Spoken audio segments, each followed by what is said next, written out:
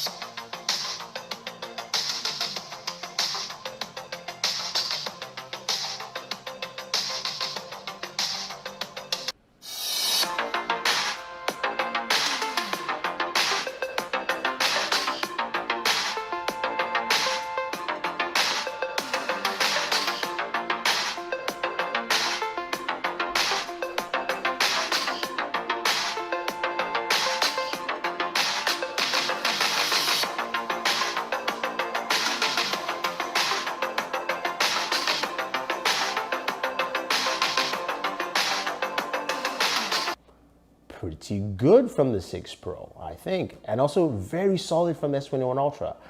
I think the S21 Ultra has the edge. I think it has just deeper basses, and I think it is clearer in my mind, but what do you guys think on that aspect? Now, let's jump back into the cameras for a second for this, and we'll take a look at some of the photos and images in daytime using both the Pixel 6 Pro and the Galaxy S21 Ultra.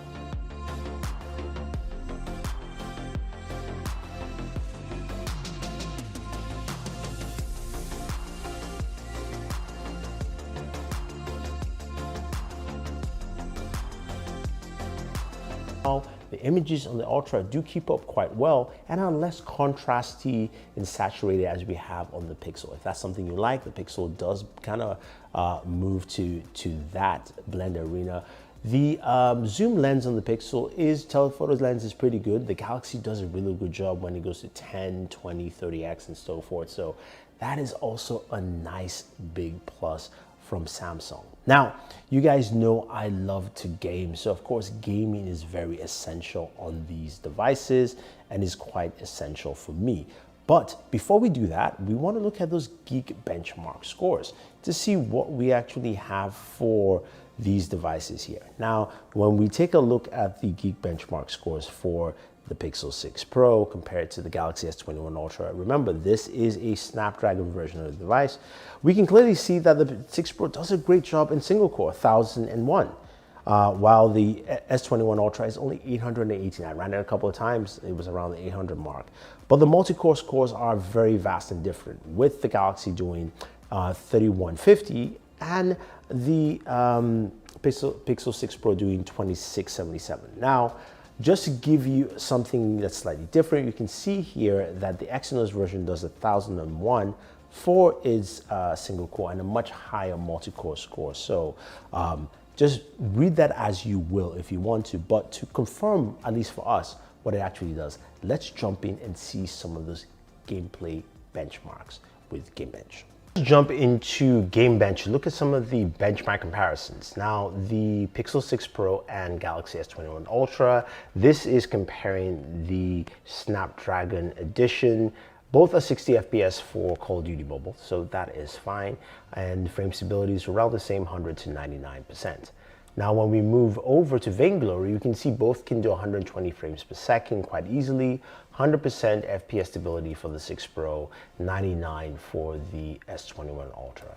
Now, we move to PUBG Mobile Smooth Extreme. You can see both again 60 FPS for both, as well as 99% frame stability for both Pixel 6 Pro and PUBG Mobile. Now, currently, the Pixel 6 Pro cannot do Ultra HD Ultra, so only the Galaxy can do that, and can do it at 40 frames per second with 100% stability. Now, when we move over to Genshin Impact here, Genshin is where we saw the biggest change and the biggest disparity in my gaming review of the Pixel 6 Pro, so definitely go check that out. But we can see here that the average FPS for the 6 Pro is 35 frames per second, while it is 51 frames per second for the Galaxy S21 Ultra. Now, this is over a 30-minute period of gameplay session. You can see the FPS stability, 65%, so it's very unstable compared to 97% on the Galaxy.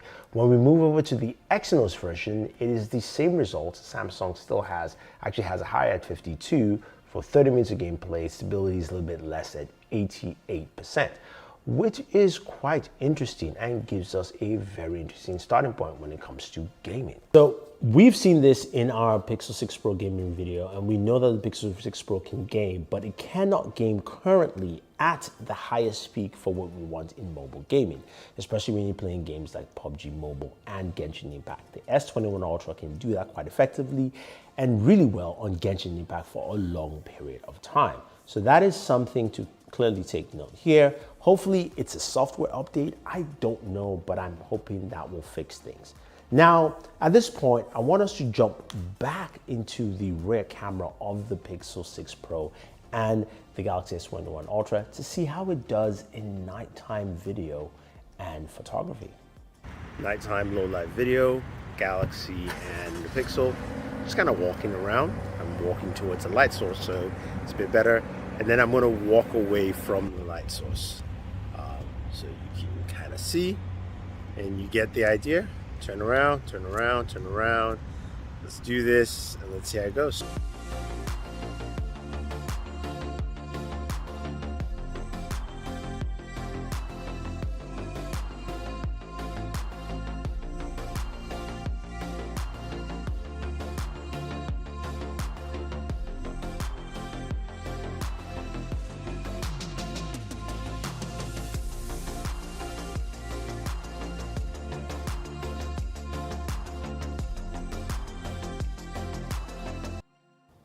So this is where the Pixel line tends to shine. It's nighttime photography, and I think the Pixel line has done a good job here. They've improved the video, but the Galaxy still has the edge. But when it comes to photos, this is where the Pixel still does a really good job. There's extra saturation and contrast, really highlights images quite well in low light conditions as opposed to what we have with the S21 Ultra, which is solid, but I think the Pixel wins that round. So when it comes to the fingerprint sensors, both of them have under display fingerprint sensors, but I believe the S21 is better. Now with the Pixel, you have to kind of press all the way through and then you get that reaction, while on the Galaxy, you basically just can tap. Again, the Pixel, do it again one more time. Press through, the Galaxy, tap. So Galaxy has the better fingerprint sensor.